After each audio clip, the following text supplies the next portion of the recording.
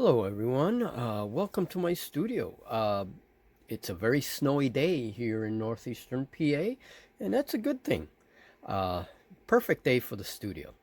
So here is the rhino sculpture. I worked about 13 hours in total, roughly, between Monday and today. Today's Wednesday.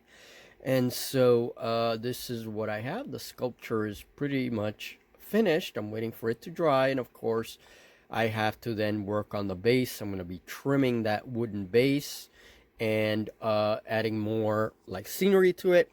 I will probably be sculpting these rocks.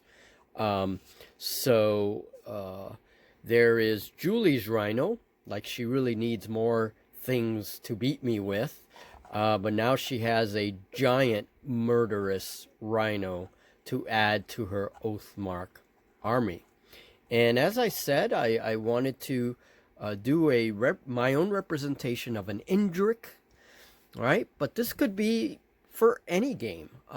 Anytime we want to use, some kind of giant murderous beast, this figure will work. It is a large figure. I went large with it. I want it to be large and imposing. And I'm not going to add anything else, I think. I think for now, I'm going to leave this as is. Um, so there it is. There it is. And today, you see all of this, like, patchiness on the fur. I might do a little bit more work on the fur up here. But I wanted a very patchy area to indicate like some areas where the fur is molting and where it looks a little bit more ragged, right?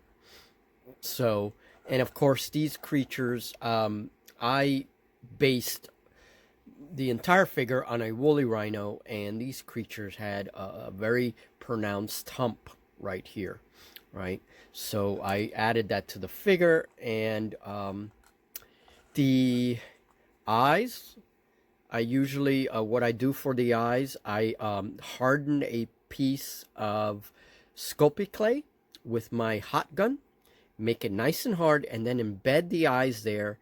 And I take tiny pieces of green stuff and then sculpt the eyelids around that hardened eyeball. And that really helps to create the eyes. Now I have to do a little bit of work here. I'm going to wait until this model dries, because I have to fix that nostril a little bit. And I can do that when it's dry, when everything's nice and hard. So just got to fix that a little bit. And but he has a nice look to him. And I gave him a little bit of a beak.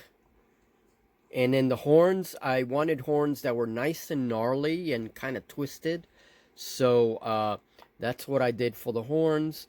And there's some of the detail of the face. I don't add a lot of fur on the face.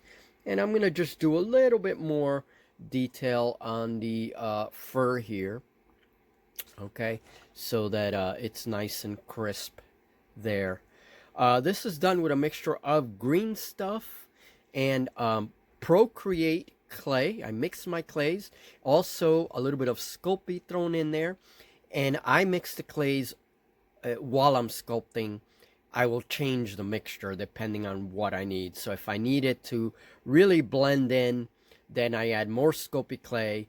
That also increases the curing time. If I need it to be more sticky and gummy, where I can kind of pull it, then I use more green stuff or more procreate.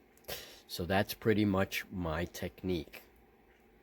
All right, folks. Well, some of you have expressed interest in seeing more figures, and I'm already planning a second figure, and this one's for Julie, but I'm going to be planning something for myself. Probably something undead, something skeletal. So let's see how that comes out. All right, folks, thank you. I'm going to work on this a little bit more and then continue with other duties in the studio.